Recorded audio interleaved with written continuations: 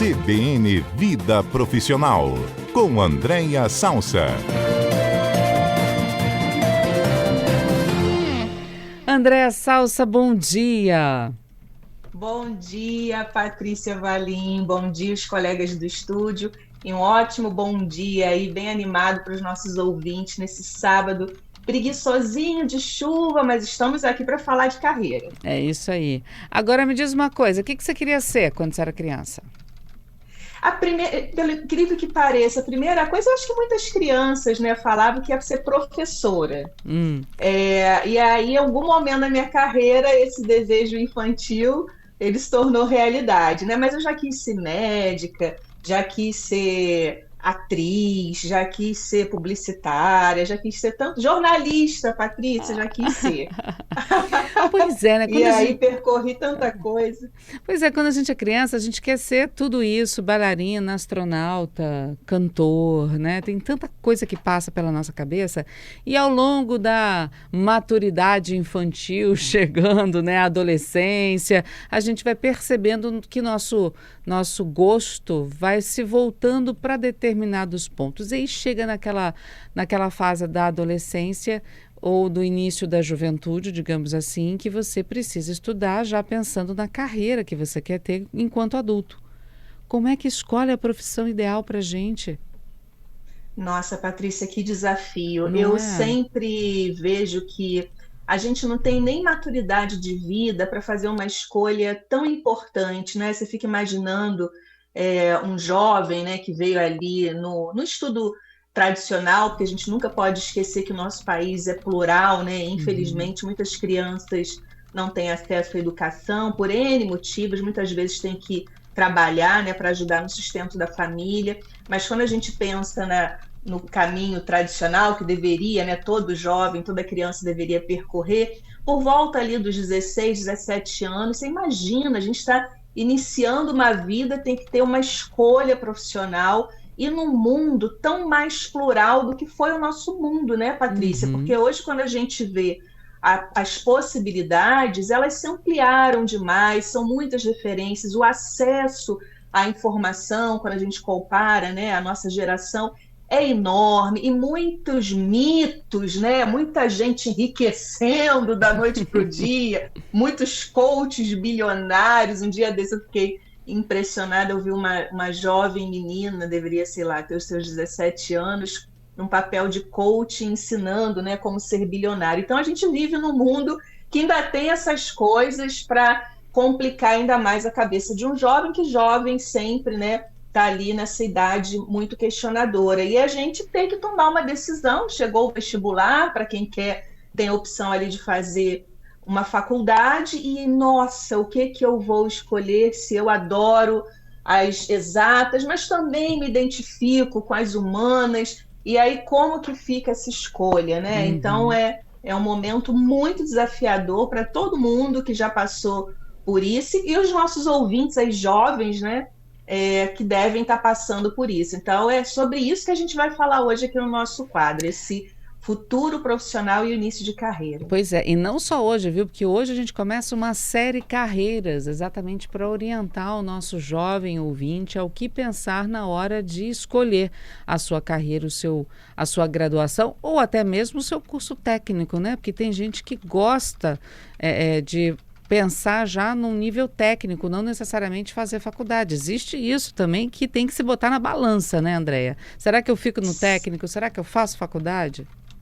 Sem dúvida. Essa inclusive tem se falado muito hoje, né? Eu sempre tenho muita responsabilidade, Patrícia, para falar nessa temática, porque a gente não pode correr o risco de ser interpretado que a gente não está valorizando a educação formal. A educação é sempre muito relevante, mas também não dá para a gente não trazer para o nosso quadro, né, que busca sempre estar atualizado, né, conversando aí com as tendências, que hoje, por exemplo, aí trazendo um elemento mais concreto, a área de tecnologia não está muito mais importando com nível, com diploma de faculdade, não. Ela quer os meninos e as meninas que sabem lidar com tecnologia e que muitas vezes aprende aí no uso, né? Porque as novas gerações lidam com esse aspecto de tecnologia com muito mais facilidade do que nós, sem sombra de dúvida, né? As pessoas mais maduras que vivemos ainda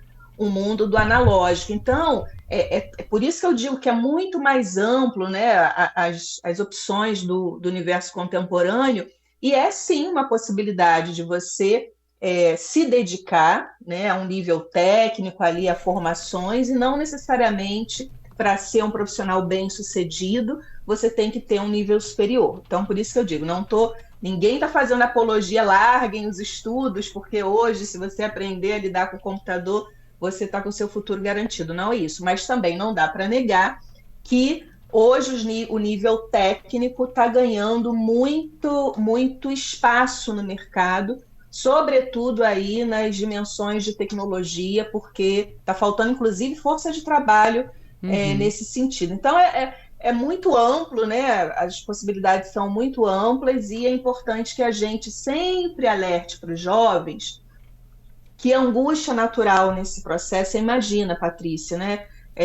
Muitas vezes, né, os jovens se sentem pressionados, e nós também já fomos jovens e a gente sabe exatamente do que eu estou falando aqui e muitos dos nossos ouvintes. Aquela pressão, né, de às vezes ter que dar ali uma resposta, um investimento de um pai, de uma mãe que batalha para caramba, às vezes para pagar, né, uma escola, ou mesmo que seja uma escola pública, para o próprio sustento, né, daquele jovem ter o privilégio, quando a gente olha para o Brasil, de não precisar trabalhar e só estudar. Então tem uma pressão da própria família, que mesmo que não queira, né, fica muito forte no próprio jovem, ou querer acertar de primeira. E aí a gente que já tem um pouquinho mais de estrada, né, Patrícia, pode falar que não necessariamente o fato de você ter optado por aquela primeira profissão, por aquele primeiro caminho, é a que vai te levar para a vida toda, né? Eu sou exemplo disso. Comecei fazendo uma coisa e hoje tenho outra, e nem sei exatamente daqui a 10 anos o que eu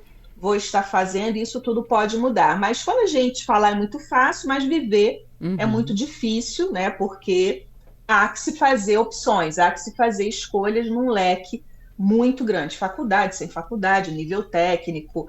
Agora a gente também tem os caminhos, por exemplo, dos YouTubers, né? Que também não dá para negar que existe esse caminho aí para quem quiser iniciar a carreira. Obviamente a gente não está falando só com os jovens, mas é um caminho, sim, que se abre aí, que, por exemplo, na minha geração não existia, né? Pois ainda sobre os cursos técnicos, eu tenho uma pergunta para te fazer. Porque muita gente acha que o técnico é aquele que põe a mão na massa, o executor de alguma coisa.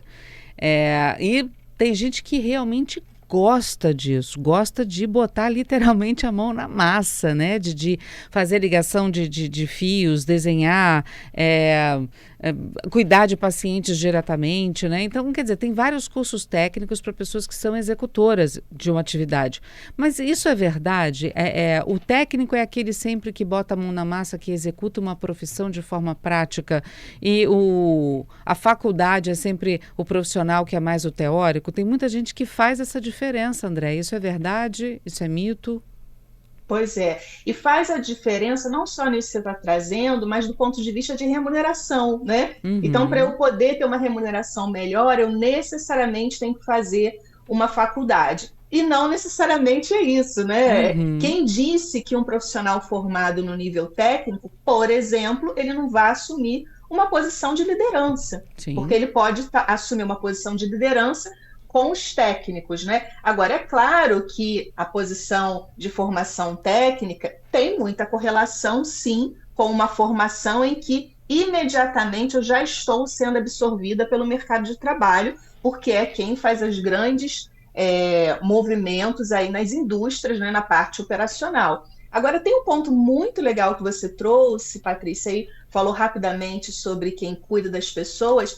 Esse lugar, vários estudos, tá, sobre as profissões, né, que vão ter muita relevância no presente e no futuro, e vem muitas profissões do cuidado. Por quê? Porque a população está envelhecendo, a gente está vivendo cada vez mais, né? Então, os técnicos de enfermagem, a gente, inclusive com essa série aí maravilhosa, né, em relação à pandemia, o que os técnicos de enfermagem foram centrais, fundamentais, né, durante esse período, não é brincadeira. E eu que estava no mercado acompanhando, né, aquela loucura toda que todo mundo acompanhou, estava faltando essa mão de obra. Então, quando a gente pensa em perspectivas de futuro, se o jovem que está nos ouvindo fala, eu gosto dessa coisa do cuidado, e cada vez mais os jovens, e é interessante também, né, vão, né, para essa perspectiva mais humanizada, é uma carreira muito promissora, viu, Patrícia? Todas as linhas técnicas ligadas ao cuidado, né? Mas, sem dúvida, tem muitos mitos em relação a isso, porque eu sempre digo, inclusive quando estou fazendo meus trabalhos aí de mentoria, que quem faz a cadeira é quem senta nela, né? Então, a relevância de um profissional, né, vai muito do resultado que você traz para o mercado que você está, o trabalho onde você está. Então, não necessariamente quem tem um nível superior um dia será um líder ou ganhará mais do que um nível técnico. Depende da centralidade, da relevância. Imagina um operador de câmera dentro do nosso segmento aqui, né, de comunicação. E eu conheço, né, pela minha história, vários operadores de câmera que ganham muito mais do que executivos, porque dentro daquele negócio ele é fundamental, ele está capturando a imagem que o telespectador vai ouvir, né, vai ver em casa. Então, depende do segmento e tem muitas coisas aí para serem levadas em consideração. Bom, então, para a gente encerrar o episódio de hoje, mas já lembrando que a gente está só no início da nossa série Carreiras, o jovem que está nos ouvindo, o que ele tem que pensar primeiro, dar o primeiro passo para pensar na carreira dele? O que ele tem que ver, fazer, pensar, procurar?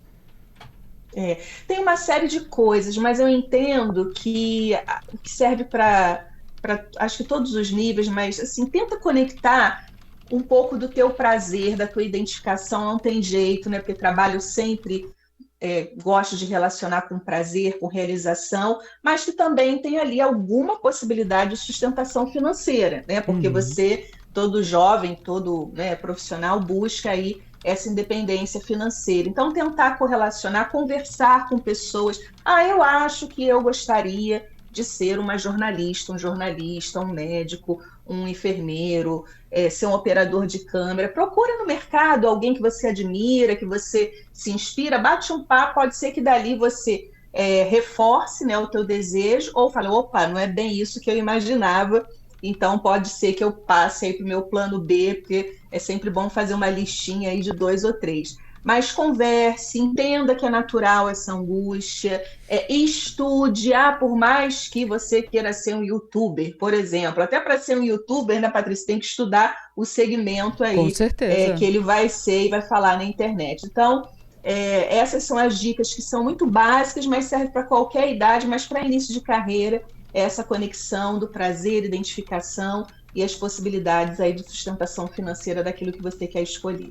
Andréa Salsa, sempre um prazer aprender um pouco mais com você a cada sábado. Muito obrigada, viu? Eu que agradeço, uma delícia estar aqui sempre com vocês também, e até sábado que vem com a continuação aí da nossa série. Inclusive você, jovem, está ouvindo a gente, tem perguntas? Sua oportunidade, pode mandar para cá que a gente passa tudo para a Andréa, para ela responder no sábado que vem. Obrigada, viu, Andréa? Bom final de semana. Para todos nós, um beijo grande. Outro.